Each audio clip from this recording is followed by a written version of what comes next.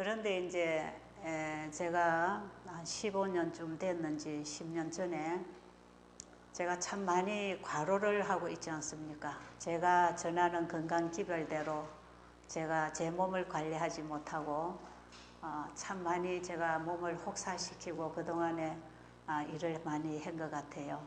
지금 제가 이 일을 시작한 지가 이제 27년 됩니다.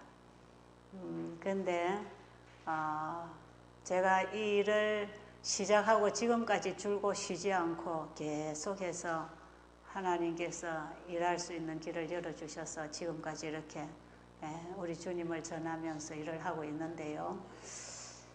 제 눈에 이런 문제가 있는 줄 알았고 제 몸에 좀 약한 부분이 어디가 있는 줄 알았더라면 제가 상당히 제 몸도 좀 챙기면서 일을 했어야 됐는데 저는 그냥 제가 건강이 있고 얼마든지 체력이 뒷받침을 해주니까 참 제가 많이 과로를 한 것 같아요. 27년 전부터 지금까지 제 주변에는 항상 환자분들이 계시고 집에 들어가도 늘 환자분들이 끊어지지 아니하고 지금도 여전히 마찬가지고 제가 또 나가서 이렇게 집회를 해도 그냥 외국이나 이래 미국이나 카나다나 이래 나가보면 베델 수양원에 오지 못하는 분들이 그곳에서 도움을 받기 위해서 이 환자 먹고 자고 일을 하는 요양 프로그램을 주로 많이 해요. 어떤 경우에는 교회 가서 세미나만 하면 되지만 어쨌든 제가 이렇게 다니다 보니까 언제든지 24시간 이 환자하고 같이 지내야 되는 그 긴장감이라는 게 있습니다. 언제 어떻게 될지 모르는 중증 환자들이 늘 제 옆에 저의 도움을 기다리고 있는 이런 분들 옆에서 지금 근 30년 가깝게 이렇게 살아가다 보니까 항상 이 정신적으로 긴장하고 또 어쩌다 응급 환자가 생기면 이 밤을 새워야 되고 그래서 저는 환자분들은 꼭 잠자는 시간에 치료가 되기 때문에 환자분들은 9시만 되면 어떤 일이 있어도 불을 끄고 조용히 하고 잠을 재우는데 저는 거의 아주 자주 응급 환자들이 생기고 밤중에 전화 오고 손님 오고 저는 밤을 꼬박꼬박 새는 날도 참 많았어요. 이렇게 하면서 밤낮 환자들 돌보면서 매일 아침 저녁 강의를 해줘야 됐고 그러면서 제가 외국을 다니면서 이 시차 적응이 안 되는 상태에서 못 먹고 못 자면서 계속 집회를 하고 굉장히 제가 이제 생각해 보면 이 하나님의 성전인 이 몸을 너무 제가 미련하게 관리를 했구나 하는 후회감이 있기도 합니다. 그러다가 제가 몇 년 전에부터 제가 쓰러지기 전에 자꾸 이 몸에 에너지가 빠져나가는 걸 제가 이제 느끼면서 체력이 딸리는 걸 느끼고 이렇게 하면서 한 번은 제가 서울 성악교에서 이 세미나를 하던 중에 강의를 하고 마무리하는 과정에서 제가 쓰러졌는데 에너지가 그때 완전히 소진된 것 같아요.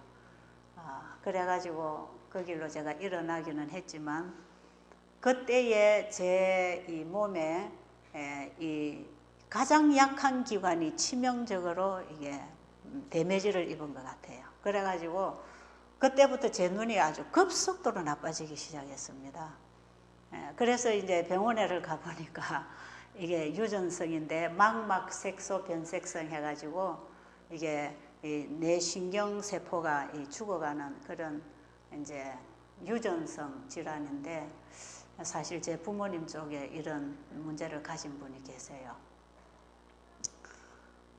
그래서 제가 그때부터 이 시력이 점점 이제 이렇게 급속도로 나빠지면서 점점 지금 이제 유지를 해 나오고 있지만 지금도 사실은 이제 흐립니다. 그래서 제가 이렇게 이제 말씀을 볼 때에는 큰 글자로 해서 제가 이렇게 이제 약간 이렇게 볼 수는 있지만 여러모로 이제 불편한 점이 상당히 많아요. 그래서 사실은 제가 이제 이 집회를 나오는 거는 좀 안 하려고 그러고 나름대로 이제 저희 수양원에 찾아오시는 분들 제가 도울 수 있는 만큼 도와드리고 좀 집에 있어야 되겠다 하는 생각을 오래전부터 하게 됐어요.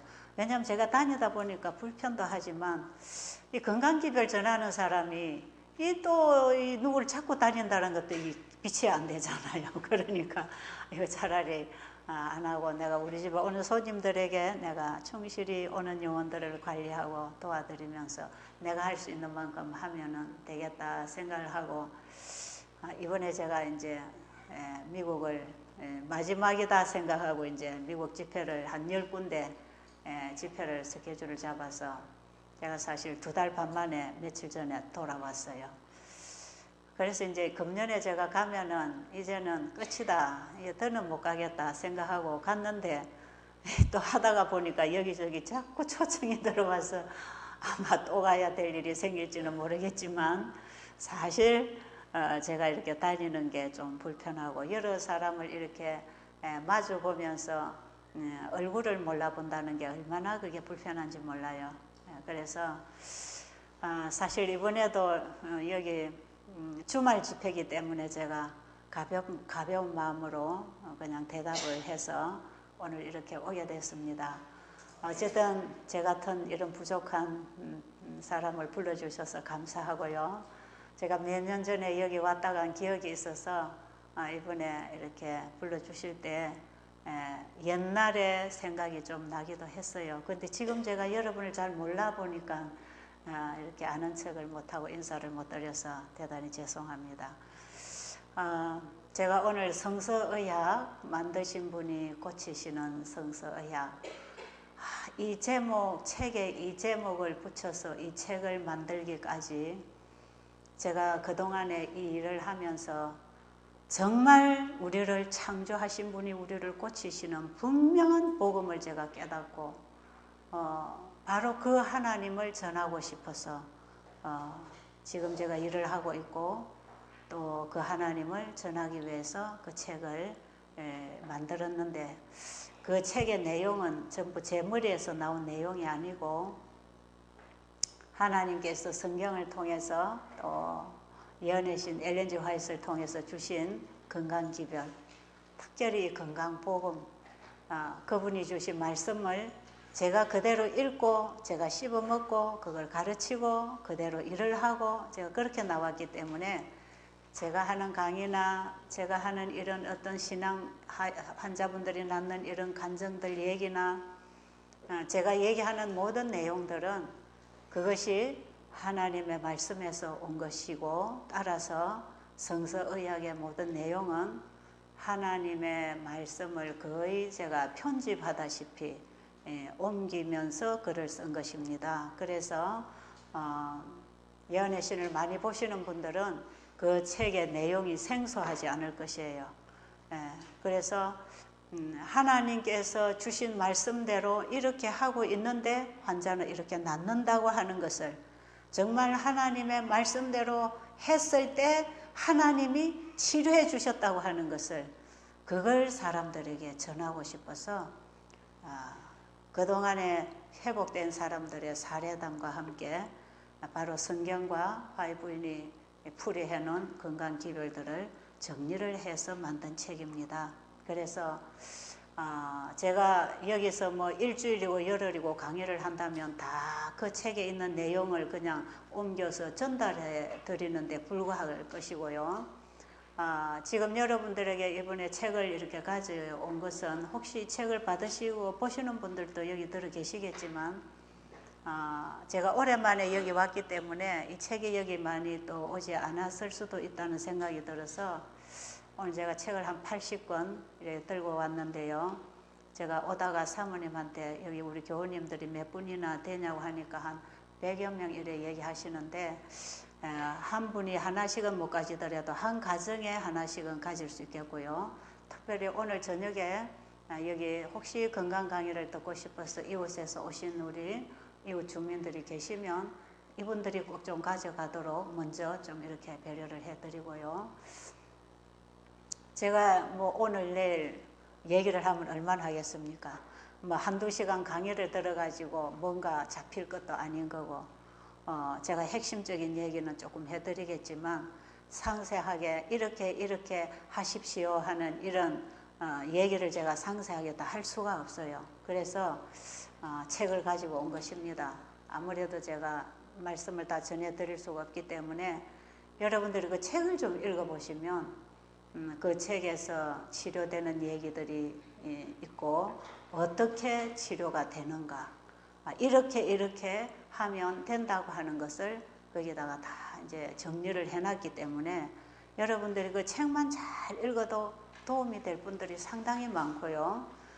더 나아가서 구체적으로 이 몸을 어떻게 관리해야 되는가는 하나하나 이렇게 해야 된다고 하는 이런 강의는 꼭 필요하신 분들은 베델수양원 홈페이지에 들어가면 강의들이 많이 올라가 있으니까 좀 들으시면 되겠고요.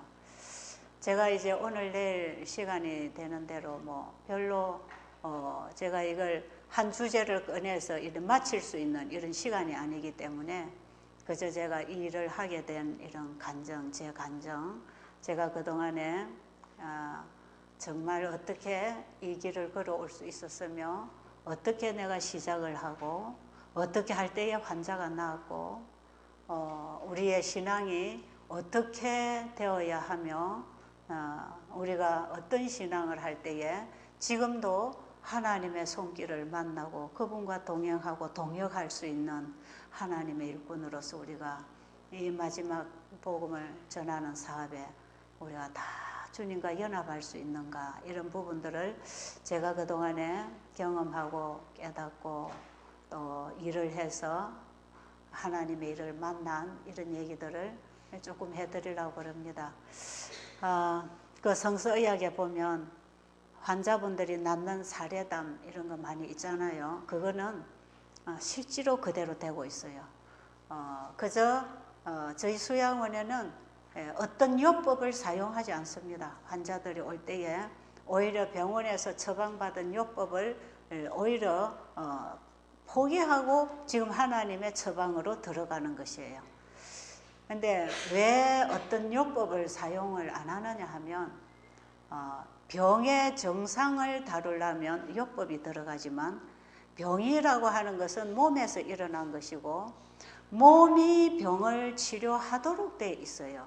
우리 몸에 일어난 문제는 몸이 해결할 수 있는 자연 치유력이 있다 이 말이죠. 하나님께서 우리 몸에 자연 치유력을 일으킬 수 있는 생명의 법칙을 세워놓으시고 우리가 그분의 법칙에 순종할 때 그분이 일을 하시는 것입니다. 지금도 여전히 하나님의 공의는 온 우주 세계를 다스리는 법으로 살아있는 것이에요. 그래서 이 몸이 일을 할 수 있도록 몸을 잘 다스려주면 병은 몸이 치료를 할 거기 때문에 어떤 요법을 사용하지 않아도 몸에서 병을 치료해버리는 이런 얘기를 지금 그 책에 보면 계속 하고 있는 것이에요. 그래서 저는 항상 그런 얘기를 하죠. 병을 다스리려고 하지 마라. 병을 다스리려고 하면 온갖 약을 다 갖다 먹어도 해결 못 하는데 그 병이 일으킨 곳은 몸이고 몸이 병을 일으킬 때는 분명히 어떤 이유가 있기 때문에 몸이 병적 상태를 일으키고 있는 것이고 몸이 병적 상태를 일으키면서 이 주인에게 어떤 경고의 메시지를 보낸다면 우리는 몸이 주는 메시지를 제대로 받아서 몸이 원하는 관리를 해주면 몸은 저절로 또 제자리에 돌아와서 몸을 위해서 열심히 일을 하고 있다는 것입니다. 그렇기 때문에 어떤 요법 같은 것은 일시적인 도움을 주는 반면에 오히려 부작용을 일으킬 수도 있지만 이 자연 치료를 할 수 있는 이 치료법은 전혀 부작용이 없이 깨끗하게 회복을 할 수 있는 그런 치료법이에요. 그래서 우리가 병이 들면 그저 의사한테 찾아가고 약국에 가고 뭘 먹어야 되고 잘라야 되고 뭐 어떻게 해야 되고 이제 일단 병원에 우리가 병이 생기면 달려가지 않습니까? 그죠? 그런데 병원에 가서 수술을 하든지 약물을 사용하든지 하는 이런 것은 최선의 방법은 아니에요. 이거는 최후 수단으로 도무지 몸이 자연 치료를 해낼 수 없을 때에 최후에 쓰는 방법이지 언제든지 병이 생기면 병원으로 달려가야 될 일은 아니다 이 말이죠. 그래서 이 몸을 다스리는 법을 간단하게 원리를 배워버리면 아플 때마다 스스로 자기 몸을 돌보는 지혜를 가지고 몸을 관리할 수가 있는 것이에요. 그래서 우리 수양원에는 환자분들이 오면 병원에서 쓰던 약까지 다 그냥 놓고 하나님이 주시는 깨끗한 물을 충분히 마시고 깨끗한 공기를 마시고 우리 몸에 아무거나 먹어서 독소를 쌓았던 몸을 청소하기 위해서 며칠씩 이렇게 물만 먹고 몸을 쉬게 해주고 그 다음에 건강식을 해주고 햇볕에서 운동을 해주고 우리 몸 상태를 정상으로 돌아오도록 조건을 맞추어 놓고 하나님의 말씀을 그들에게 계속해서 하나님을 가르쳐주고 그 말씀을 그들에게 전해줄 때 그들의 살아나는 것은 하나님의 말씀을 먹고 살아납니다. 살리는 것은 영이니 육은 무익하니라. 내가 너에게 이르는 말이 영이요 생명이라는 이 말씀은 우리가 나중에 예수님을 믿고 육은 죽고 우리가 영으로 부활하는 우리의 부활의 약속, 영생의 약속이 있지만 우리의 몸도 꼭 같은 원리 안에서 법칙 안에서 자연 회복을 하고 있는 것이에요. 그래서 하나님이 주신 말씀은 꼭 영적인 부분에만 적용하는 게 아니고 우리의 전반적인 생활에 하나님의 말씀을 적용시킬 때 영과 혼과 몸이 살아나게 돼 있는 것이에요. 그래서 하나님의 법칙에 따라 먹고 자고 깨고 일하고 살아가도록 사람들을 잘 지도해 가면서 그저 하나님 말씀으로 계속 그들의 영혼의 양식을 넣어서 그들의 생각이 바뀌고 마음의 감동이 오고 하나님의 말씀에 쏘는 신성의 생명의 에너지가 그 마음을 지배해 버릴 때에 그 몸이 함께 살아나는 이런 자연 치유가 일어나고 있는 것이에요. 그래서 저는 사람들에게 성경을 펴고 하나님이 치료하시는 처방인 말씀을 계속해서 전하면서 그 속에서 환자들이 나아지는 이런 이제 경험을 하게 하는 것이죠. 그래서 하나님의 말씀을 따라서 순종하고 살아갔을 때에 분명히 하나님의 약속대로 너희가 내 말에 순종하면 내가 너를 치료한다고 하는 그 약속이 이루어지는 것을 그들이 경험으로 알고 돌아가기를 저는 원하는 거죠. 그래서 돌아가서도 그들이 어떻게 살아야 되는가 하는 확신을 가지고 살아갈 거 아니겠어요? 엘렌 G. 화이트이 쓴 책에 보면 병이란 건강 법칙을 범한 결과적인 상황에서 육체의 조직이 벗어나려고 하는 자연적인 현상이다 그랬어요. 병이란 건강 법칙을 범한 상황에서 우리가 계속 건강 법칙을 범하고 살아갈 때에 육체의 조직이 더 이상 몸을 위해서 일할 수 없는 상태가 되면 몸이 일어나서 강하게 주인에게 호소하는데 그게 병적 상태로 일어난다는 것입니다. 그래서 병이란 건강 법칙을 범한 상태에서 거기서부터 벗어나려고 하는 자연적인 현상이 일어나고 있다는 거죠. 그러니까 병은 우리가 건강 법칙을 범하면서 잘못 살아온 결과로 인해서 잘못된 생활 습관으로 인해서 우리 몸이 더 이상 몸을 위하여 일해줄 수 없는 상태가 됐을 때 정상이 나온다 이 말이에요. 그래서 병의 정상이 나온다 하는 것은 통증이 왔다, 마비가 왔다, 암이 말기가 됐다, 어떤 정상이 이렇게 일어났다고 하는 것은 우리 몸이 더 이상 몸을 위해서 일할 수 없는 상태가 되었다고 하는 신호를 보내는 거다 이 말이죠. 그러면 이런 경우에 우리가 이 몸이 주는 메시지를 잘 이해를 하면 거기에 따라서 몸을 관리를 해주는데 몸이 이런 상황에서 더 이상 자연 치유를 할 수 없고 우리 몸을 지켜줄 수 없는 상태가 되어서 몸에서 이제 문제가 일어나서 병적 상태가 일어났는데 약국에 가서 약을 먹든지 병원에 가서 자르든지 거기다 독한 약을 집어넣으면 일시적인 정상 완화는 될지 모르지만 근본적인 문제는 항상 해결하지 못하고 그대로 가지고 있는 것이에요. 그런데 이런 경우에 이 몸이 주는 신호를 잘 받아서 그 메시지를 읽을 수 있는 그 답이 성경에 있단 말이에요. 성경과 화이트이 쓴 책 속에 이게 전부 다 있어요.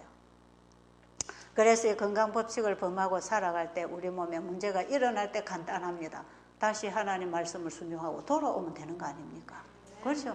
너무너무 간단하거든요. 그럼 병이라고 하는 건 뭔가? 병이라고 하는 거, 병적 상태가 일어났다고 하는 건 뭔가? 지금처럼 살지 말고 다시 살아라는 하나님이 보내신 메시지입니다. 우리 인체를 통해서, 인체의 법칙을 통해서 하나님께서 너 지금처럼 이렇게 살지 마. 너 지금처럼 이대로 계속 살아가면 너는 영원히 끝나는 거야.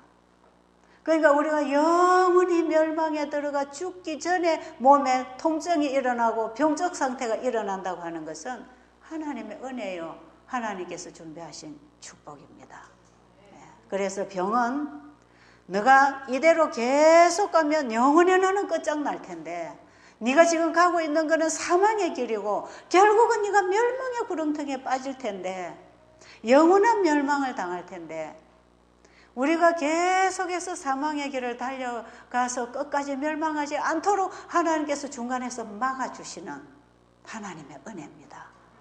그래서 병은 하나님께서 우리 몸을 통해서 보내시는 메시지, 복음인데 그대로 가는 거 중단해라.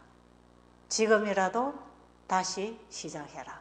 다시 내게로 돌아오라. 창조주께로 돌아오라. 내게로 돌아오라. 내 말에 순종해라. 다시 살아라. 지금까지 네가 잘못 살아온 과거의 모든 죄는 내가 다 책임질 테니까 나에게 맡겨놓고 너는 지금부터 다시 시작해라. 그런 겁니다. 병은 우리 몸을 통해서 주시는 복음이다 이 말이에요. 그래서 환자들이 병원에 가서 진단받고 오면 기가 다 죽어버려요. 3개월밖에 못 살아. 6개월밖에 못 살아. 뭐 몇 년, 1년밖에 못 살아. 이런 선고 받고 오잖아요. 기가 죽죠. 작년쯤, 1년쯤 전에 광주에서 이분은 우리 안실교에 다니는 장로님이세요. 건강식당을 하시는 분이었어요. 아시는 분은 찾아보면 지금이라도 알 수 있어요. 그런데 폐암 4기였어요. 그래서 가게를 정리하고 자기 자녀에게 물려주고 부부가 정리를 다 했어요. 그리고는 단단히 이제는 준비를 하면서 마지막을 준비하기 위해서 저희 수양원에 들어왔어요. 병원에 전혀 약물 치료하지 않고 방사선도 하지 아니하고 그저 그동안에 듣던 소문이 있어가지고 거기를 가야 되겠다고 들어오셨어요. 부부가 오셔서 그 사모님은 기관지 천식도 있으시고 뭐 관절도 안 좋으시고 이제 여러 가지 이런 문제가 있었고 그 장로님은 이제 다 중요한 거는 이 폐암 4기가 됐다는 거죠. 그래가지고 오셔가지고 이제 한 달 동안 열심히 배우고 실천하고 생활하시면서 병이라고 하는 것은 죽음의 메시지가 아니고 다시 살아라는 희망적인 복음이구나. 그걸 깨닫게 된 것이에요. 그래서 지금까지 살아온 모든 걸 철저하게 회개하기 시작했어요. 다 정리를 하기 시작하고 그러면서 지금까지 아무리 채식 식당을 했지만 그건 건강적인 음식이 아니잖아요. 철저하게 음식을 바꾸시고 그 다음에 이제 시골 들어가서 텃밭을 가꾸고 농사를 지으면서 이제는 자연 속에서 살 준비를 다 하시면서 한 달을 마치면 병원에 가서 검사를 해보고 이제 자기가 나머지 삶은 시골에서 이렇게 내가 살아야 되겠다. 철저하게 바뀌어졌어요. 다 바뀌어졌어요. 제가 늘 환자분들에게 얘기하지만 이거는 하나의 위로의 말을 주려고 하는 게 아니라 실제로 하나님의 위로가 있습니다.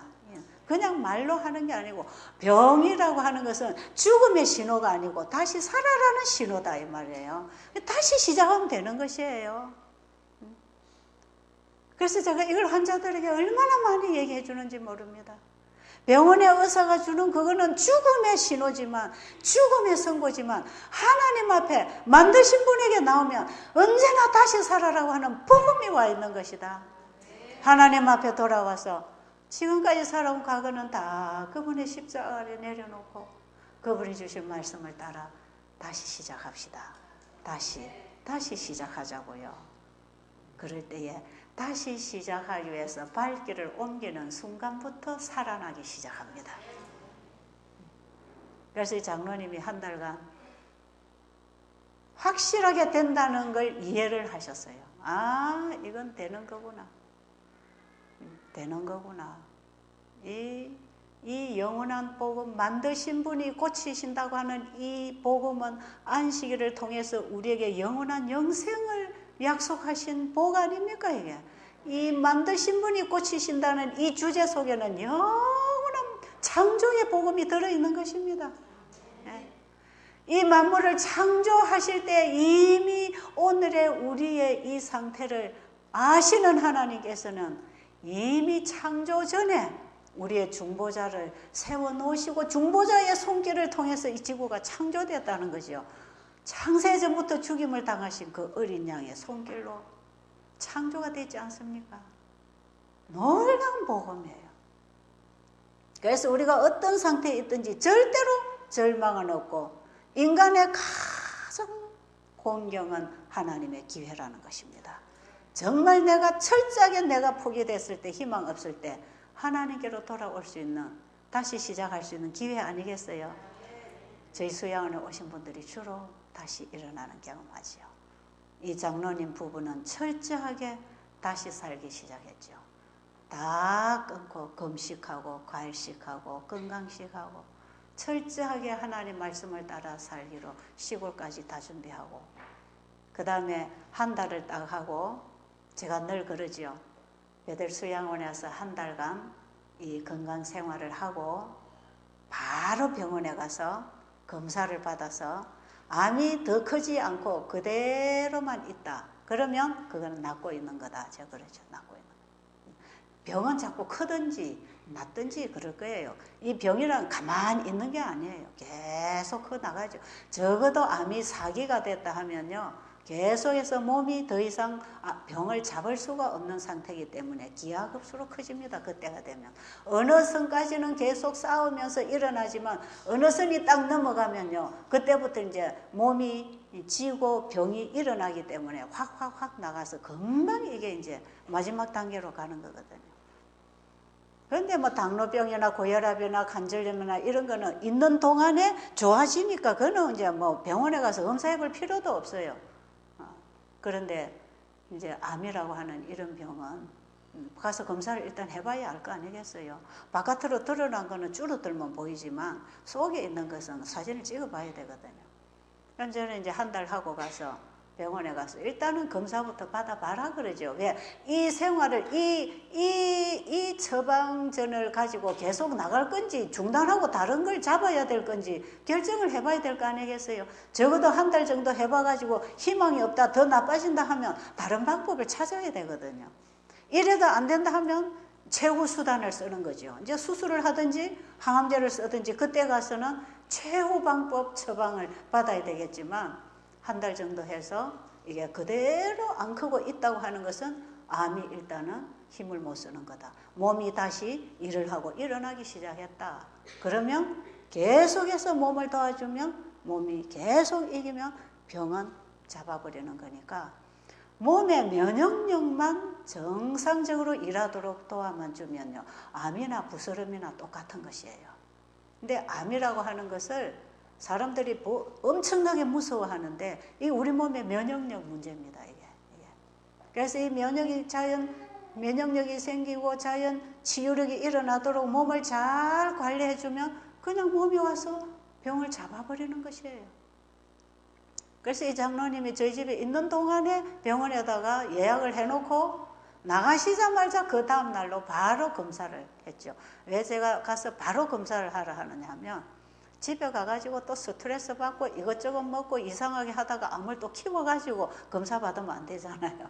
그러니까 물수양원에서 하고 간 그대로 그 상태에서 한 달 동안 어느 정도 차도가 생겼나. 그래서 이 장로님은 병원에서 검사 받고 그냥 와가지고 한 달 하고 가서 또 검사 받았다 이 말이죠. 그러니까 정확하게 알 거 아니겠어요.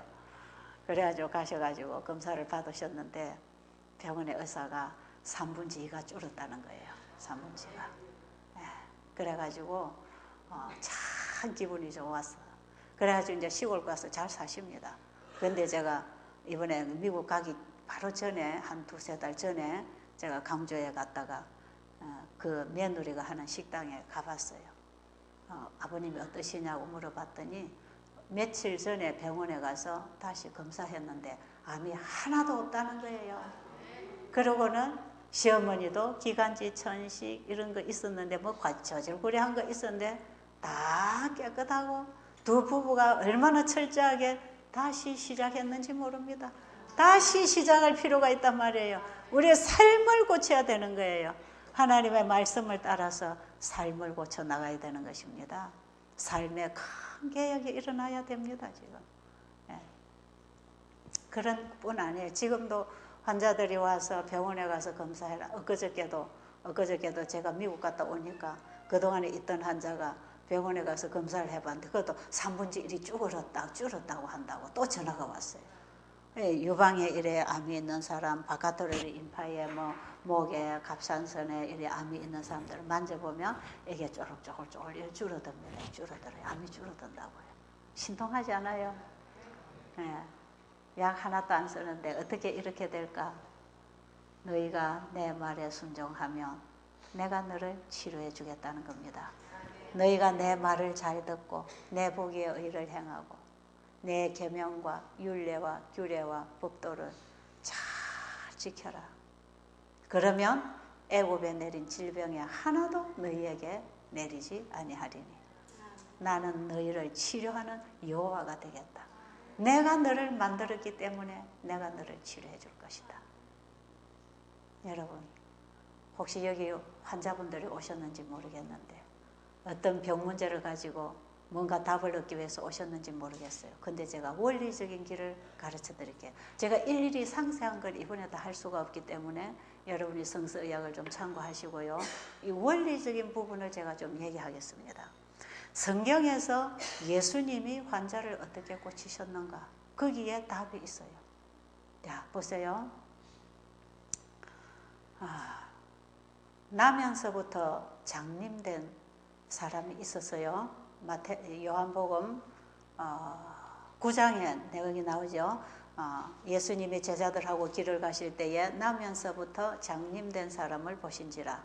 제자들이 예수님에게 묻기를 선생님, 이 사람이 나면서부터 맹인이 되었는데 누구의 죄로 인해서 이렇게 됐습니까? 그걸 묻는단 말이에요. 누구의 죄 때문에 이렇게 맹인이 됐습니까? 이거예요. 그 부모의 죄로 인함이오니까 자기의 죄로 인함이오니까. 이거는 뭐냐면 요즘에도 많은 기독교인들이 그렇게 오해를 하고 있듯이 옛날에 유대인들도 그렇게 오해를 하고 있어요. 뭔가 우리가 살아가는데 불행이 닥쳤다든지 병이 생겼다든지 어떤 문제가 닥치면 하나님이 죄벌로 준 줄을 안다 이 말. 지금도 저희 수양원에 오시는 수많은 사람들이 자기가 이렇게 잘못해 놓으니까 하나님이 한 대 쳤다고 자꾸 그럽니다. 하나님이 자꾸 벌을 내렸다 그래요. 여러분, 하나님 앞에 잘못 살아서 하나님이 그냥 벌을 때려가지고 암을 줘서 죽인다면 이 세상에 암 안 걸릴 사람 어디 있겠습니까? 전부 다 암벽이랑 맞아 죽을 거 아니겠어요? 하나님은 우리의 죄를 따라 우리를 처치하지 아니하신다 그럽니다. 시편 103편에 보면 우리의 죄를 따라 우리를 처벌 안 하셔요. 우리의 죄를 예수님에게 담당시키셨습니다. 그런데 사람들이 이걸 너무 많이 오해를 하는 것 같아요. 여러분, 예수님이 환자를 고쳐주신 얘기는요, 우리의 구원 문제하고 똑같은 얘기입니다. 이게 보이는 환자 치료로 통해서 보이지 않는 우리의 영생 문제를 다루고 있는 거예요. 예수님이 이 땅에 오셔서 치료하신 얘기거든요. 그럼 나면서부터 맹인으로 태어난 이 사람은 누구의 죄로 인해서 이런 벌을 받았습니까? 이런 질문이었다 이 말이에요. 이 질문 자체가 잘못된 것이에요. 자, 예수님께서 그 부모의 죄도 아니고 본인의 죄도 아니다. 아버지께서 그에게 하시는 일을 나타내려고 하신다. 이 말씀 속에 복음이 있습니다. 아시겠어요? 하나님이 세상을 이처럼 사랑하사 독생자를 주셨으니 저를 믿는 자마다 영생을 얻게 하기 위해서 아들을 보내주신 것이지, 아들을 이 땅에 보내신 것은 세상을 심판하려고 하는 게 아니고 세상을 죄로부터 구원하려고 보내주신 거라는 겁니다. 그러니까 이 사람이 누구의 죄로 인해서 이렇게 됐습니까 할 때 하나님이 그에게 하시는 일을 보여줄 것이라. 여러분, 병이라고 하는 것은 조금 전에 제가 얘기했지만 건강법칙을 범한 결과적인 상황에서 육체의 조직이 벗어나려고 하는 자연적인 현상이라. 그러면 병은 왜 왔는가? 건강법칙을 어기고 있기 때문에 병이 왔다 이 말이에요. 그럼 죄라고 하는 건 뭐냐? 건강법칙이나 도덕법칙이나 하나님이 세운 법을 범하면 그게 죄가 되는 것이에요, 사실은. 그렇잖아요. 분명히 죄를 범했기 때문에 병이 온 거는 사실이에요. 건강법칙을 범했기 때문에 문제가 생긴 거라고요. 그런데 여러분, 교통법규를 정한 사람이 교통법규를 세운 것은 교통안전을 위해서 사람들을 교통사고로부터 보호하기 위해서 세워놨습니까? 교통법을 어기는 사람을 벌을 주려고 세워놨습니까? 네, 후자가 아니고 전자지요. 교통법규를 세운 사람은 교통법 안에서 보호를 받으라고 법을 세워놓은 것이지 너 어기면 벌 때리려고 만들어 놓은 게 아니다 이 말이에요. 교통법규를 어겨서 교통사고가 나는 것은 자기의 실수입니다. 자기가 잘못했어요. 하나님이 세우신 건강법칙은 우리의 건강을 지켜주기 위해서 세워놓으신 것이에요. 그런데 우리가 건강법칙을 어기다가 병이 생겼는데 우리가 결과를 져야 되는데 그 죄의 결과까지도 예수님이 책임지시고 우리를 다시 살려주려고 오셨더라 이 말이죠. 얼마나 놀라운 복음이 이미 창조 목적 속에 들어있었어요. 그래서 우리 몸을 창조하실 때에 하나님은 이미 우리 몸을 창조하실 때에 중보자의 손길을 통해서 우리 몸을 창조하실 때에 우리가 잘못되는 그때를 대비한 모든 대책을 세워놓으시고 그분이 우리를 창조하셨다는 것입니다. 그렇기 때문에 우리의 문제는 분명히 답이 있더라 이 말이에요. 답이 있어요. 답이 있어요. 우리의 잃어버린 영생 문제도 회복할 수 있는 답이 있고 건강 문제도 답이 있고 잘못 살아온 망가진 인생도 다시 회복할 수 있도록 길이 있더라 이 말이에요. 그 길이 뭔가? 지금까지 네가 이런 고통 속에 있는 것은 하나님의 말씀을 거역하며 지존자의 뜻을 멸시한 결과다. 그러니 지금이라도 그분에게 다 내려놓고 내게로 돌아오라. 시편 107편 10절 이후로 보면 20절에 그가 말씀을 보내 저희를 고치사 위경에서 건져주셨다 그랬어요. 하나님은 지금 우리에게 말씀을 보내십니다. 말씀을 보내셔서 너 이렇게 다시 일어나라. 내 말을 붙잡고 내 말을 듣고 내 보기에 의를 행하면서 내 말을 받고 일어나라는 것이에요. 자, 그러면 예수님께서 나면서부터 맹인이 된 이 사람에게 어떻게 하시나 보세요. 아버지께서 아들을 통해서 뭘 하시나 보여주기를 원하신다 이 말이에요. 그래서 이 사람을 고쳐주시기 위해서 한 가지 방법을 예수님이 사용하셨어요. 뭘 하셨죠? 진흙으로 침을 뱉어서 이겨서 눈에 발라서 실로암 못에 가서 씻고 오라 그랬어요. 그러니까 또 어떤 사람들은 뭐 진흙이 약이 되는 도, 뭐 침이 약이 되는 도 이런 말 참 많이 하죠. 여러분 그 맹인이 눈을 뜨게 된 치료제는요. 진흙에 있는 것도 아니고 예수님의 침에 있는 것도 아니고 그분의 말씀에 있는 것입니다. 그분의 말씀에 있다고요. 그분이 이걸 발라주고 실로암 못에 가서 씻고 오라고 하는 그 말씀 속에 이미 치료가 있다 이 말이에요. 이 맹인은 아무래도 눈에다 발라줘야 씻으러 갈 수 있는 믿음이 있는 것 같아요. 뭐든지 발라줘야 씻으러 갈 거 아닙니까? 그런데 나만 장군에게는 발라도 안 주고 씻으러 가라 그랬어요. 그렇죠? 열왕기하 5장에 보면 나만 장군에게는 아무것도 안 발라주는 거예요. 그냥 하나님이 엘리사 선지자를 통해서 저 요단강에 가서 7번 몸을 씻으라는 것입니다. 여러분, 그분이 하시는 그 말씀이 치료제입니다. 그분이 하시는 말씀에 우리의 답이 있다 이 말이에요. 그래서 이 사람이 씻고 왔더니 깨끗하게 됐죠? 보게 됐죠? 자, 보세요. 그들이 분명히 죄를 지은 건 사실이고 병이라고 하는 건 죄의 결과인 것이 틀림이 없습니다. 죄가 없으면 병도 없고 죽음이 없어요.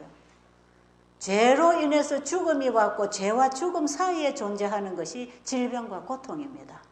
그런데 죄를 예수님에게 드리고 다시 예수님의 말씀을 따라 돌아가면, 회개하고 돌아가면 거기에 회복이 있고 그 길에는 영생이 있는 것입니다. 그래서 죄와 죽음 사이에 존재하는 것이 질병과 고통이라면 회개를 통해서 하나님께 돌아가는 과정에 회복이 있고 거기에 영생이 있는 것이에요. 이 환자가 실로암 못에 가서 씻고 그냥 오라는 것입니다. 그가 병에 걸렸다고 하는 것은 분명히 부모의 죄든지 조상 죄든지 아담 하와의 죄든지 본인의 죄든지 죄로 인해서 이런 고통이 온 것은 틀림이 없다 이 말이에요. 그런데 하나님께서는 그 죄를 그 본인들에게 돌리지 아니하시고 그 죄를 예수님에게 다 돌려서 그들을 구원해 주시는 길을 열어놓으셨다 이 말이죠. 예수님이 오셔서 그 복음을 지금 설명하고 경험시켜주고 계시는 것이에요. 그 다음에 요한복음 5장에 보면 베데스다 연못가에 중풍병자가 38년 동안 걷지 못했다 그럽니다. 여러분, 오늘 제가 이런 얘기를 하는 거는요, 여러분이 평상시 항상 교회 다니면서 오늘 목사님 설교 참 감동받고 은혜받고 그냥 교회 문 바깥에 나가면 다 깡그리 잊어버리고 또 내 식대로 살다가 또 한 번씩 교회 와서 공부하고 예배드리고 목사님 설교 듣고 감동받고 은혜받고 고개 끄덕끄덕하고 아멘하고 집에 돌아가면 여전히 내 식대로 살고 오늘 저녁에 여러분이 제 얘기를 듣고 그렇게 또 할 거라고요. 또 그렇게 할 거지요. 그렇죠? 또 그렇게 할 거죠. 아무 도움 안 됩니다. 전혀 도움 안 됩니다. 그거는. 여러분 그런 신앙 평생 해봐요. 도움 안 됩니다. 구원도 못 받아요. 교회만 왔다 갔다 하는 거예요. 그렇게 하는 게 아니에요. 오늘 저녁에 제가 되는 거 좀 가르쳐 드릴게요. 사는 거 가르쳐 드릴게요. 한번 해보시라고요. 아시겠어요? 한번 해보시라고요. 실제로 된다고요. 자, 성경을 보자고요. 성경은요, 오늘날 우리를 위해서 기록해 놓은 겁니다. 이스라엘의 역사는 특별히 말세를 만난 우리를 깨우기 위해서 기록이 되었다고 고린도전서 10장 15, 11절에 보면 기록이 되어 있지만 신약 성경도 마찬가지예요. 구약의 하나님이나 신약의 하나님이 똑같이 오늘날 우리의 하나님이십니다. 우리를 위하여 기록되어 있단 말이에요. 그래서 이스라엘의 역사를 통해서만 깨우치고 배울 게 아니라 신약의 예수님의 생애와 사도들이 전한 복음을 통해서 우리가 깨우치고 배워야 되는 것이에요. 자, 그러니까 여러분 듣고 끝나는 신앙 절대로 하지 마시고 뭔가 이 시간에 하나 여러분이 붙잡으시기 바랍니다. 뭔가 와서 이걸 다 하나 잡으시고 이제 그냥 돌아가서 잊어버리지 말고 집에 가서 순종으로 한번 일어나 보라 이 말이에요. 성경에 보면은 예수님을 계속 붙어 다녀서 된 게 아니에요.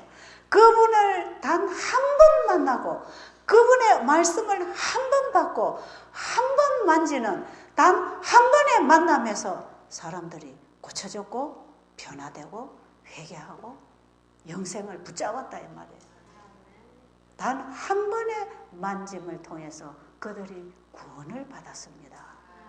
우리가 지금까지 수십 년을 교회를 다녀도 전혀 감동도 변화도 개혁도 안 일어나는 것은 단 한 번의 만남을 아직도 못하고 있다는 것이에요. 예수님과의 단 한 번의 믿음의 만짐이 일어나지 않았다는 거예요. 제가 왜 이렇게 지금까지 제 인생을 이렇게 복음을 전하고 살게 됐는가? 저는 27년 전에 그 단 한 번의 만남의 경험을 했단 말이에요. 예수님의 십자가를 만나는 경험을 했다고요. 그 이후로 제 모든 인생은 바뀌었습니다. 제 생각이 바뀌고, 제 가치관이 바뀌고, 제 인생관이 바뀌고, 신앙관이 바뀌고, 저는 옛날에 27년 전에 제가 살아가던 세상하고 지금 제가 사는 세상이 다른 세상입니다. 그 한 번의 만짐을 통해서 저는 다시 시작한 사람이에요. 다시 시작하자 이 말이에요. 다시. 38년 된 중풍병자처럼 우리는 38년 이상을 중풍병자처럼 나는 못 걷는다 하고 자리 깔고 누워 있었는지 모릅니다. 여러분 교회를 몇 년을 다니셨나요? 모태로 대대로 다니시나요? 혹은 38년 동안 다니셨나요? 여전히 자리 깔고 누워 계십니까? 예수님을 만나시기 바랍니다. 예수님께서 중풍병자에게 찾아가셨어요. 그런데 여전히 중풍병자는 저 물이 동할 때에 누군가가 나를 물에다가 넣어주면 낫겠다고 하는 소원을 가지고 누군가가 와서 나를 좀 업어다가 물이 움직일 때 넣어주기를 기다리고 있었어요. 그게 예수님이 찾아가신 거 아닙니까? 실제로 예수님이 이 땅에 2000년 전에 오셨을 때 그리 하셨다 이 말이에요. 실제로 예수님이 하신 걸 적어놓은 거 아닙니까? 사복음서는. 그렇죠? 네.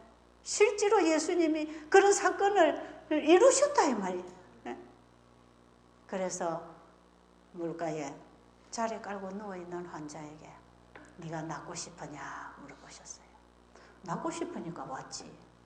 낫고 싶으니까 거기까지 누구의 도움을 통해서 와 있는 거 아니겠어요? 낫고 싶으니까 누군가가 물이 움직일 때 내가 먼저 들어가도록 도와줄 사람을 기다리고 있었던 거 아니겠어요? 뻔한 사실인데 예수님께서 네가 낫고 싶으냐 또 물어보시는 거예요. 여러분 영생 받고 싶어서 교회 다니고 있지요? 뭔가 하나님 도움 받고 싶어서 교회 다니고 있지요? 그런데 오늘 밤에 여러분에게 예수님이 네가 낫고 싶으냐? 네가 정말 살고 싶으냐? 그 질문에 여러분의 대답이 필요합니다. 주님은 우리에게 그걸 확인하기를 원하십니다. 네가 정말 낫고 싶으냐? 여러분 진짜 여러분 낫고 싶으세요? 진짜 구원받고 싶으세요?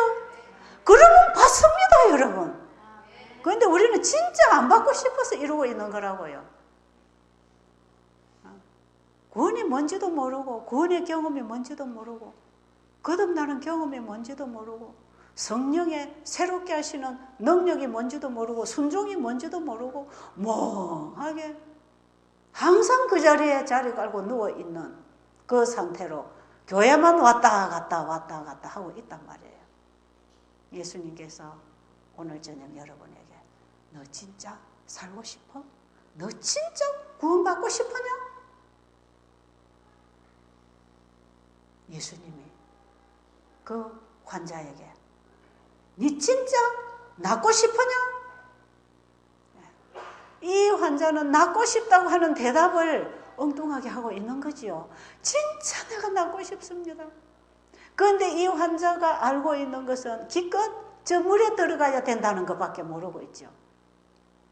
자기의 치료가 어디서 오는지를 모르는 거죠. 그러나 낫고 싶어. 그래서 예수님께서 그 환자가 원하는 봉사를 해주는 게 아니고 만약에 예수님이 그 환자가 원하는 대로 업어다가 물이 움직일 때에 물에다가 넣어주셨다고 합시다. 그 환자는 그날 물속에서 나올 수 있을까요? 못 나올까요? 네? 저 같은 사람도 물에다 집어넣어버리면 저 못 나옵니다. 저 헤엄칠 줄 모르거든요. 중풍병자가 땅에서도 못 걷는 중풍병자가 물에다가 집어넣었는데 어떻게 나오겠습니까? 오늘날 많은 사람들은 실제로 살고 싶기는 살고 싶은데 뭐가 나를 살게 하는지를 모르는 것 같아. 그걸 몰라요. 그런 사람 사람들에게 진짜 살 수 있는 길을 열어주는 게 중요한 것입니다.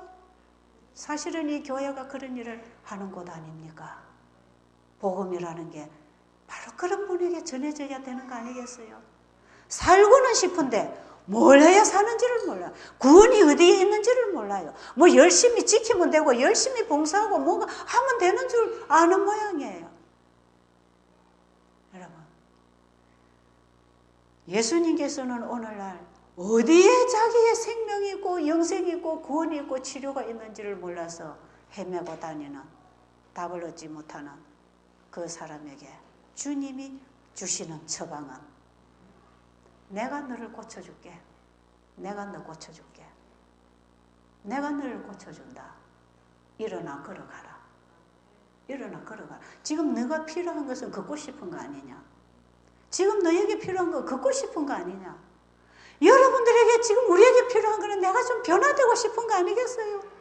내가 좀 달라져야 되지 않겠어요? 내가 좀 지금까지 살아온 거하고 좀 다른 사람이 되고 싶지 않으세요? 여러분 그렇지 않으세요? 좀 바뀌고 싶지 않으세요? 예수님께서 오늘 우리에게 다시 시작하라는 거예요. 다시 시작하라. 걸어가라. 다시는 이 자리에 와서 눕지 말고 오늘 이후로 다시 이 자리에 누울 필요 없이 다시 걸어가거라. 여기서부터 네 자리를 들고 걸어가거라. 그 말씀이 오늘 우리에게 와 있다 이 말이에요. 그 38년 된 중풍병자 2000년 전에 예수님이 만난 그 환자에게만 주신 말씀이 아니고 오늘날 우리에게 오늘날 병들고 고통당하고 정말 자기 모습을 보고 한심스럽게 생각하고 희망 없이 보이는 내 자신, 주님이 나에게 말씀하시기를 너 살고 싶지? 변하고 싶지? 너 새로 살고 싶지 않아? 너 좀 바뀌어지고 싶지 않아? 지금부터 다시 시작해. 다시 시작해. 지금부터 다시 시작해. 지금부터 일어나 걸어가라. 여러분 그러십시오. 지금부터 그러십시오. 지금까지 내가 어떻게 살아왔든지 그거 계산하지 마세요. 거기에 주눅 들지 마세요. 오늘 우리 환자분이 엊그저께 저하고 상담하면서 그래요. 내가 지금까지 건강할 때 교회도 제대로 안 나가고 하나님 제대로 찾지도 않고 그렇게 교회 가자고 나에게 전도한 사람이 많지만 나 그들도 보지도 않고 그저 내가 이렇게 살면 잘 사는 줄 알고 살았는데 그 하나님 여러분 나에게 다가오셨는데 내가 그거 다 뿌리치고 이 모양 이 꼴이 되도록 살았는데 지금 내가 이렇게 죽게 돼가지고 하나님 앞에 돌아온다면 하나님이 나를 받아주시겠습니까? 눈물이 글썽글썽 해가지고 이 남자분이요 그런 얘기를 하시더라. 그래서 제가 지금까지 어떻게 했든지 그거 절대로 그것 때문에 용기 잃지 말고 그것 때문에 주눅 들지 말고 그거 예수님이 그거 담당해 주시려고 십자가에 돌아가셨으니까 예수님의 십자가에 그거 맡기세요. 그리고 지금부터 다시 시작하세요. 주님의 말씀을 따라 그분이 주신 말씀을 따라 일어나세요. 다시 살아라고 합니다. 이분이 반가워가지고 계속 울더라. 진짜 그래도 되겠냐고. 진짜라고. 예수님의 십자가가 바로 그걸 받아주시려고 지금도 기다리고 계신다고요. 지금이라도 그분에게 다 맡기세요. 여러분 38년 된 중풍병자는 분명히 어떤 죄의 결과로 인해서 병이 온 게 맞아요. 우리가 병이 그냥 드는 게 아니거든요. 이 건강법칙을 범하고 하나님의 말씀에 불법하고 살았기 때문에 그렇다 이 말이에요. 중풍병자도 여전히 마찬가지예요. 나중에 안식일에 교회에서 성전에서 예수님이 그 환자를 만났잖아요. 요한복음 8장 14절인가 저 뒤로 가면 환자를 만나서 예수님이 그 환자에게 뭐라고 하셔요? 다시는 나쁜 것이 생기지 않도록 죄를 범치 말아라 그랬어요. 그럼 지금까지 병이 생긴 거는 뭐 때문에 생겼다는 겁니까? 병 때문에 죄 때문에 생겼다는 게 맞다 이 말이에요. 다시는 더 나쁜 것이 생기지 않도록 다시 죄를 짓지 말라는 거예요. 주님이 고쳐주셨는데도 또 옛날처럼 불법을 행하고 건강법칙을 범하면 또 몸이 나빠지거든요. 당연히 그렇게 됩니다. 그래서 예수님께서 다시는 죄를 짓지 말라고 했을 때 이 환자가 병이 든 것은 죄로 인해서 들은 건 틀림이 없는데 그 죄는 이미 예수님이 다 담당하셨기 때문에 이 환자에게는 죄를 묻지 아니하시고 치료를 주시는 것입니다. 구원을 주시는 것입니다. 오늘 우리에게 그런 구원이 와 있다 이 말이에요. 한 가지 얘기 더 할까요? 요한복음 9장이 아니고 이거 8장에 나오는 지금 베데스다 연못가 얘기는 5장에 나오는 얘기예요. 요한복음 5장. 지금 얘기는 8장에 나오는 얘기 속에 누구 얘기가 나오냐 하면 간음 현장에서 끌려온 여인 얘기가 나옵니다. 여러분, 우리는 다 그런 죄인 맞아요? 맞습니까? 간음 현장에서 그대로 들켜서 잡혀 나오면 모세의 법에는 뭘 하라 그랬죠? 돌을 쳐 죽이라고 하는 것입니다. 이 바리새인들, 서기관들이 예수님을 시험하고 공경에 몰아넣기 위해서 예수님을 곤란하게 만들어서 예수님을 어떻게 좀 골탕을 먹여서 없애보려고 여러 가지 수법을 쓰고 정말 이 사복음서, 요한복음, 이 사복음서를 보면 예수님하고 이 서기관 바리새인들이라는 이 사람들하고 계속 논쟁하는 얘기입니다. 논쟁. 참 어떻게 그렇게 구약에 메시아를 기다리고 있었던 메시아를 기다리고 그분을 맞이해야 할 그 하나님의 특별한 백성의 지도자들이 어떻게 그분이 오셨는데 그렇게도 몰라봤을까요? 참 이상할 만큼 몰라봤지 않습니까? 아마 우리 재림교인들이 재림을 기다리고 있지만 예수님 재림 때 그렇게 몰라보면 큰일 날 겁니다. 그죠? 네. 제가 그 신약의 사복음서를 가만히 보면서 특히 요한복음에 보면 얼마나 그들하고 실갱이가 많은지만 그들하고 아무리 얘기를 못 알아듣죠. 안 받아들이려고 하는 거죠. 이런 사람들이 예수님을 공격하고 계속 시험하고 어렵게 만들고 그러기 위해서 예수님이 어느 회당에서 설교를 하고 계실 때 많은 청중들이 정말 지죽은 듯이 생명의 말씀을 받고 깨어나고 있는 이런 자리에 이 서기관이나 바리새인이나 이런 사람들은 그 예수님의 말씀을 먹고 살아나는 그런 현장에서도 한 방울도 은혜를 못 받고 엉뚱한 생각으로 예수님을 지켜보던 그런 사람들, 예수님이 거기서 설교하고 계시는 걸 알고 있던 이 사람들이 어쩌다가 마침 간음 현장에서 끌린 여인을 하나 붙들었다 이 말이에요. 여인을 끌고 왔어요. 여러분, 간음 현장에서 그대로 끌려 나왔다고 하는 것을 입증하기 위해서 어디 제대로 옷이나 입혀갖고 나왔겠습니까? 그죠? 참 수치스러운 모습으로 이 여인이 끌려 나왔을 거라고. 이 여인이 간음 현장에서 끌려 나왔는데 모세의 법에는 돌로 치라고 했는데 당신은 선생은 어떻게 하겠느냐? 거기 이제 여러 가지 질문 대답이 있겠지만 중요한 건 뭐냐? 이 사람을 돌로 쳐야 된다고 하는 것입니다. 이것이 모세의 법이라는 거예요. 만약에 이 사람이 죽이라고 그러면 사람을 죽이고 살리는 것은 로마 법이 하는 건데 거기에도 문제가 걸릴 것이고 죽이지 말아라고 하면 모세의 법을 어기는 것이고 결국 양쪽 법을 어기게 되는 이런 문제를 가지고 나왔다 이 말이죠. 자, 그랬는데 예수님께서 그 이제 돌을 들고 이 여인을 치기 위해서 둘러서 있는 사람들 앞에 가서 예수님이 이제 뭔가 글을 쓰셨다고 돼 있죠. 그리고는 죄 없는 자가 돌을 치라 그럽니다. 그들만이 가지고 있는 죄가 있었단 말이에요. 그들만이 가지고 있는 죄, 그들만이 아는 비밀리에 지키고 있는 죄들을 예수님이 하나하나 그들 앞에 가서 아마 써주셨는지 모르겠어요. 그리고는 죄 없는 자가 돌을 치라 하니까 자기 죄를 써놓고 죄 없는 자가 돌 치라고 하니까 돌 칠 사람이 어디 있겠습니까? 나 혼자만 아는 죄인데 이 사람이 다 알고 있단 말이에요. 그러니까 돌을 그 자리에 놓고 슬금슬금 다 나가버렸다는 것입니다. 늙은이로부터 젊은이까지 전부 다 돌 놓고 나가버렸어요. 예수님께서 누가 있느냐 물어보니까 아무도 없다 그랬어요. 나도 너를 정죄하지 아니하노니 다시는 가서 죄를 범치 말아라.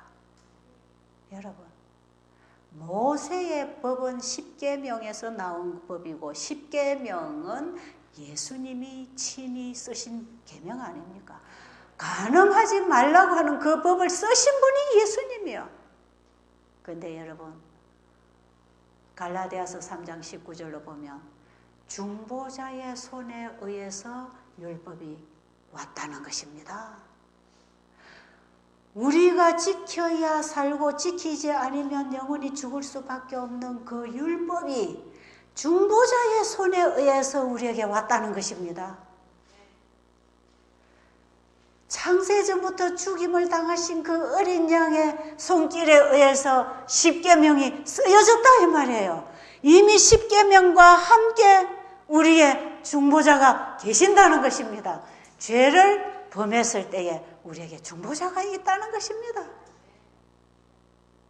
그래서 간음 현장에 끌려온 이 여인에게 예수님께서 나도 너를 정죄하지 아니한다는 것은 네 죄를 내가 담당하고 죽어줄 테니까 너는 다시 살아라는 것입니다. 그게 중보자입니다. 예수님은 우리의 죄를 담당하시고 아버지와 우리 사이에 중보자가 되셔서 화목 제물이 되셔서 아버지와 우리를 화평하게 해놓으신 것입니다. 여러분, 이 복음을 제가 27년 전에 깨달았을 때에 제 마음에 어떤 변화가 일어났는지 아세요? 저는 그 이전에는 구원에 대한 확신도 없었어요. 열심히 뭔가 지켜야 되고 건강법칙도 지켜야 되고 뭔가 화도 안 내야 되고 거짓말도 안 해야 되고 탐심도 안 해야 되고 11조도 잘 내야 되고 교회 봉사도 잘해야 되고 하나님은 속을 다 아시니까 속에 생각한 것까지 다 죄니까 나는 구원받을 희망이 없더라 이 말이에요. 제가 말이에요. 옛날에 저는 7살 때부터 교회를 다닌 사람이에요. 초등학교 4학년 때에 예배 드리는 날이 일요일이 아니고 토요일이라는 걸 배워가지고 지금 우리 제7일 안식일 예수 재림교회에 발을 디딘 사람이에요. 그래서 저는 개신교, 장로교, 주일학교에 7살부터 다녔어요. 그때부터 쭉 저는 교회를 다녀서 제가 지금으로부터 한 27년 전 제 나이가 35에서 37 그 사이에 제 영혼의 갈등이 굉장히 심했는데 구원에 대한 확신이 없어서 엄청나게 제가 갈등하면서 교회라는 곳은 안 가기로 결심을 하고 저 그때 교회 떠나려고 했던 사람이에요. 아무리 성경은 봐도 현실적으로 불가능한 얘기만 써놨고 아무리 지키려고 해도 성경 말씀은 지킬 수도 없고 그렇다면 구원이라는 거는 받을 수도 없는 거. 내 자신을 바라볼 때 구원은 희망이 없더라 이 말이죠. 그래서 제가 갈등하면서 다시 제가 이제 공부를 하는 이 과정에 들어와서 이사야 53장 5절 이사야 53장 1절부터 예수님이 나의 저주와 질고와 오해와 멸시와 천대를 받으시고 내가 죽어야 할 죽음을 그분이 대신 죽으시고 나의 죄를 그분에게 담당시키시고 나를 다시 살려놓으신 게 십자가 아닙니까? 이 십자가의 복음 하나님이 은혜로 준비하신 선물이 구원이라는 걸 제가 그때에 깨닫게 됐어요. 그래서 제가 이사야 53장을 읽으면서 여러분 오늘 성서의학 책을 받으신 분은 집에 돌아가시면 그 뒤에 맨 뒤에 제 간증 한번 읽어주시면 간략하게 제가 간증을 써놨는데 이 간증은 저를 알리기 위해서 쓴 게 아니고 우리가 진정으로 하나님이 준비하신 구원을 받아들일 때 우리 안에 어떤 변화가 일어나고 우리의 삶에 어떤 개혁과 변화가 일어나는지 그걸 얘기하고 싶어서 제 간증을 써놓은 것입니다. 저는 그때에 예수님이 나를 위해서 돌아가셨다는 것 나의 죄를 내가 태어나기 전부터 그분이 이미 창세 전부터 내가 태어나기 전부터 이미 그분은 내 죄를 담당하고 계셨다는 것입니다. 그리고 우리 죄인에게 다시 살 수 있는 길을 열어놓으셨다는 것입니다. 그게 다시 살아라는 것입니다. 네 죄는 나한테다 다 갖다 놓고 너는 지금부터 다시 시작해라는 거 아니겠습니까? 다시 살아라는 거죠. 저는 이사야 53장에서 바로 그 복음을 받게 됐어요. 죽을 수밖에 없는 나를, 내 죄를 예수님이 가지고 다 죽으셨구나. 그 사실을 믿을 때 예수님이 내가 되어서 내 죄를 가지고 그분이 죽으실 때 이미 이 죄로 인해서 죽어야 마땅한 내가 그리스도와 함께 십자가에 영적으로 죽는 것입니다. 그게 예수님의 십자가의 구원을 받아들이는 반응입니다. 그게. 그 이후에 나는 그리스도와 함께 십자가에 죽고 그 예수님의 놀라운 사랑이 내 마음을 온전히 지배할 때 예수님은 내 안에 사랑으로 역사하시는 그 생명의 능력으로 내 마음의 주인이 되셨다 이 말이에요. 그때부터 저는 내 생각대로 내 마음대로 하고 싶은 마음이 없었어요. 생명을 주셔서 나를 다시 살려놨으니 이제부터는 나를 위해서 살 것이 아니라 나를 위하여 죽었다가 다시 사신 자를 위하여 살게 되는 거 아니겠어요? 그 말씀이 제 안에서 그대로 이루어졌어요. 그때부터 저는 주님이 뭐라고 말씀하시면 저는 그대로 가겠다고 그 자리에서 결심하고 헌신하고 기도하고 그 다음부터 주님의 뜻대로 살고 싶어서 주님의 뜻을 알고 싶어서 제가 성경을 읽기 시작했습니다. 그래서 하나님의 말씀을 읽고 그분이 주시는 말씀을 생활로 또 그분이 주시는 말씀을 받고 씹어먹고 생활로 또 말씀을 받아먹고 씹어먹고 나니까 생활로 하나님의 말씀은 살았고 운동력이 있어서 그 말씀을 마음에 받아들이며 영과 혼과 및 관절과 골수를 다 어루만져서 재창조를 하십니다. 하나님의 말씀이 우리 마음에 들어오면 마음만 바뀌는 게 아니에요. 입맛도 바뀌어요. 가치관도 바뀌어요. 사람을 보는 시각이 달라져요. 인생이 바뀝니다. 하나님의 말씀은 우리의 영과 혼과 몸을 다 일으키십니다. 그래서 정말 그 말씀이 내 마음에 역사하게 되면 우리는 자리를 들고 일어나는 것입니다. 일어나더라고요. 자리를 들고 일어나 걸어가라고 하는 그 말씀, 주님은 저에게 어떻게 걸어가야 되는지를 말씀을 통해서 계속 가르쳐 주셔서 그 말씀을 받아먹고 그 말씀대로 받아먹고 그 말씀대로 지금 27년을 나오다 보니까 여기까지 온 거예요. 성경은요 사실입니다. 성경은 사실이에요. 저는 다니엘서를 공부를 하고 다니엘서 2장에서 바벨로니아 시대로부터 예수님 재림까지의 지구의 역사를 미리 예언해놓은 성경이 공부를 해보니까 역사 속에 그대로 이루어졌다는 걸 확인을 하면서 성경은 사실이다 하는 걸 제가 잡았거든요. 제가 한참 신앙의 갈등이 올 때, 교회를 그만두려고 할 때 제가 이 공부를 하게 됐어요. 그리고 성경이 사실이라는 걸 딱 깨닫고 그 다음에 이제 창세기 1장부터 다시 이제 제가 믿음으로 성경은 사실이다, 그대로 되는 거다 하는 믿음을 가지고 창세기 1장부터 이제 다시 공부를 하려고 딱 열어보니까요. 태초에 하나님이 천지를 창조하시니라가 딱 서두에 나오는데 그게 이 세상에 다 있잖아요. 그렇죠? 창세기 1장의 창조가 여기 다 있잖아요. 하늘과 땅과 바다와 물과 고기와 새와 짐승과 풀과 꽃이 다 있잖아요. 나도 있고. 아담을 창조하시고 생육번성해라 했는데 거기서 내가 이제 나왔잖아요. 생육번성해가지고. 그러니까 창세기 1장을 딱 보니까 아, 성경이 진짜 사실이네. 성경이 진짜 사실이네. 성경에 기록되어 있는 게 그대로 다 있네. 그런데 하나님이 이 만물을 어떻게 만드셨나? 말씀으로 만드셨구나. 아, 하나님 말씀에는 그 말씀을 이루는 창조의 능력이 있었구나. 그러면 성경 66권은 하나님 말씀이니까 하나님이 이 말씀을 다 이루시겠구나. 하나님의 말씀은 이미 그분이 이루겠다고 하는 약속이면서 이미 허락입니다. 허락. 제가 여기에서 말씀을 딱 붙잡기 시작하고 하나님의 말씀을 먹고 살기 시작했지요. 하나님 말씀을 받아먹고 깨달아지는 대로 순종하고 깨달아지는 대로 순종하고 그래서 예수님처럼 되고 싶고 예수님 배우고 싶고 예수님 닮고 싶어가지고 사복음서를 씹어먹도록 읽고 사복음서에서 부족해서 시대 소망을 씹어먹도록 읽고 시대 소망에서 예수님의 생애를 배우면서 제가 한 걸음 한 걸음 옮기면서 치료 봉사를 읽으면서 예수님이 환자를 만나고 치료하고 이 배고프고 병들고 고통당하는 자를 도와주시면서 천국 복음을 전하신 예수님의 공생애가 시대 소망에 나와 있지만 치료봉사, 구호봉사, 그리스도인 선교봉사에 예수님의 봉사 생애가 너무나 잘 그려져 있잖아요. 제가 그걸 다 씹어먹었어요. 말씀을 받아 먹으니까 말씀대로 하더라 이 말이에요. 말씀을 먹으니까 나가더라 이 말이에요.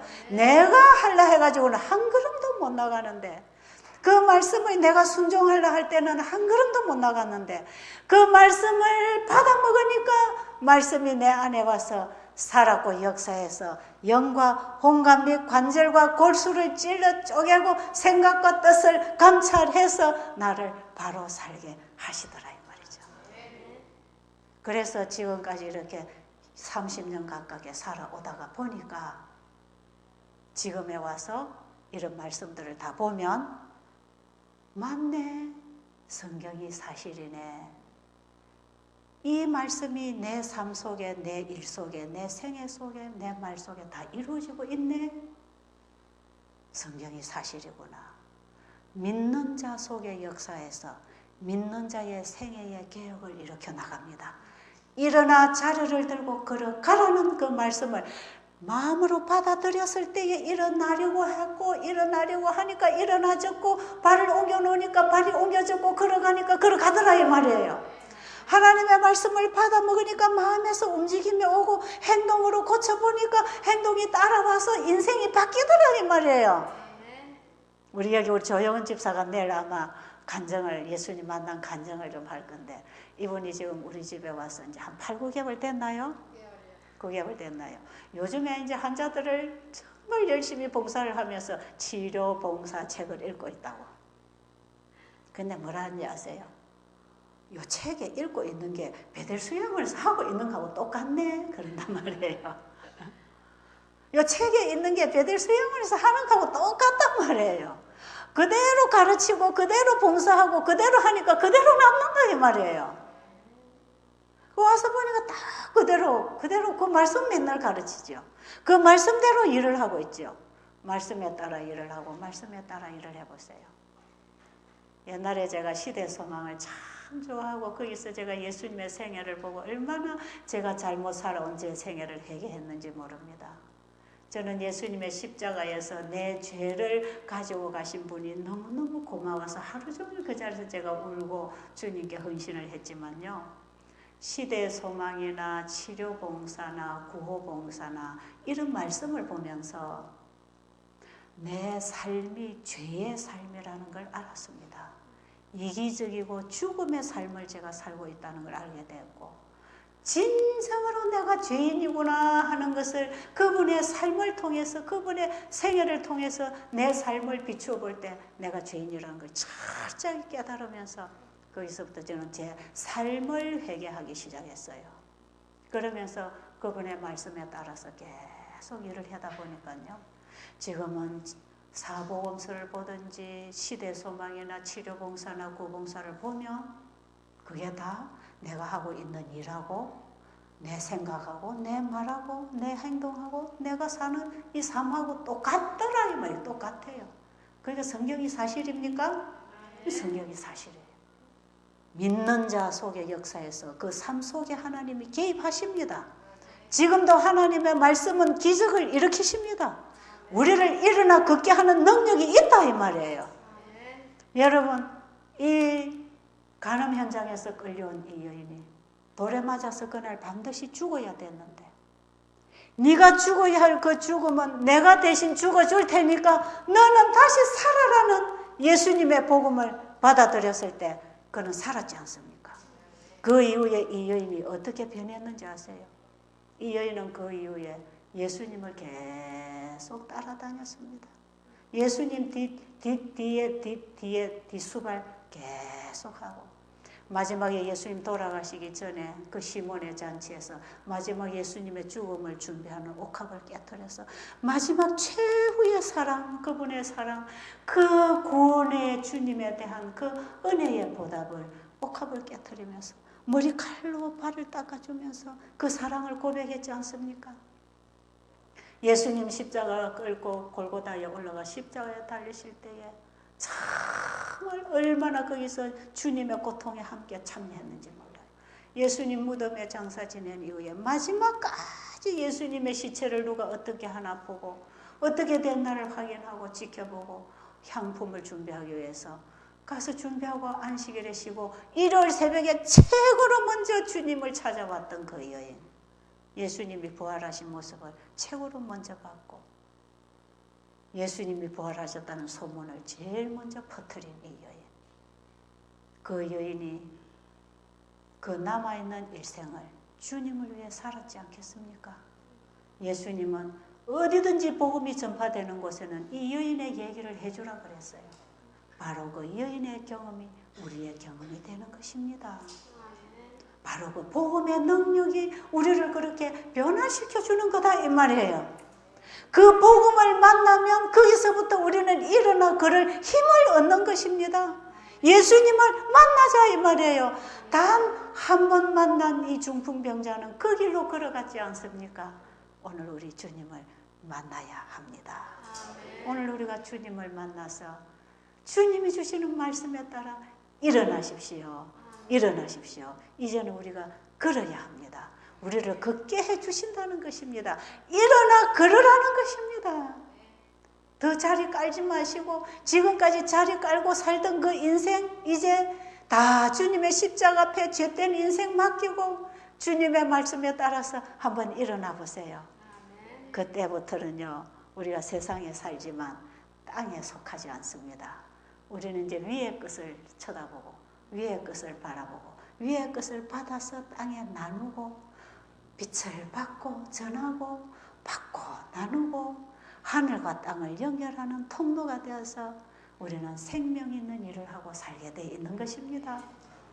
하나님의 말씀이 사실이라는 걸 아시기 바랍니다. 자꾸 믿는 자 속에 말씀이 들어와 역사하면 말씀을 현실로 만들어준다 이 말이에요. 오늘도 그 말씀이 현실로 만들어내는 기적을 일으키고 있다 이 말이에요. 성경은 죽은 글자가 아니다 이 말이에요. 이는 하나님의 창조의 생명을 가지고 우리를 일으키기 위하여 오늘도 주님이 이 말씀을 통해서 우리에게 다가오고 계십니다. 이 예수님 이번 기간에 만나십시다. 또 설교 잘 들었다 하고 나가서 다 잊어버리지 마시고 말이에요. 이제 집에 돌아가서 그 말씀을 밥 먹듯이 파고 잡수시기 바랍니다. 말씀은 먹은 사람이 변해요. 먹은 사람이 변하는 거니까 부뚜막에 소금도 집어넣어야 짜지요. 하나님 말씀은 먹어야 변합니다. 이거 성경 들고 다녀가지고 평생 교회 다녀도 안 변해요. 이대로는 하늘에 가서는 못 산다 이 말이에요. 이 땅에서 우리를 변화시켜서 하늘에 데려가시려고 우리를 재창조하기 위하여 예수님과 함께 이 말씀을 주셨지 않습니까? 그렇죠? 너무나 놀라운 이 복음. 저는 그래서 너무 행복하다 이 말이에요. 우리 모두 그 예수님 앞에 오늘 완전하게 구부러지고 깨어지고 박살이 나서 재창조함을 받게 되기를 간절히 바랍니다. 제가 기도드리겠습니다. 너무나 좋으신 우리 아버지, 이미 우리를 창조하시기 이전부터 우리의 중보자를 세워 놓으시고 우리의 모든 문제에 대한 대책을 세우신 우리 아버지, 우리가 이대로 죽을 것이 아니라 다시 살려주시기 위하여 아버지께서 하실 수 있는 모든 일을 다 하셨습니다. 오늘 우리가 이 큰 구원의 복음을 깨닫고 정말 새로 일어날 수 있는 믿음을 갖게 하여 주시옵소서. 예수님의 이름으로 간절히 기도드립니다.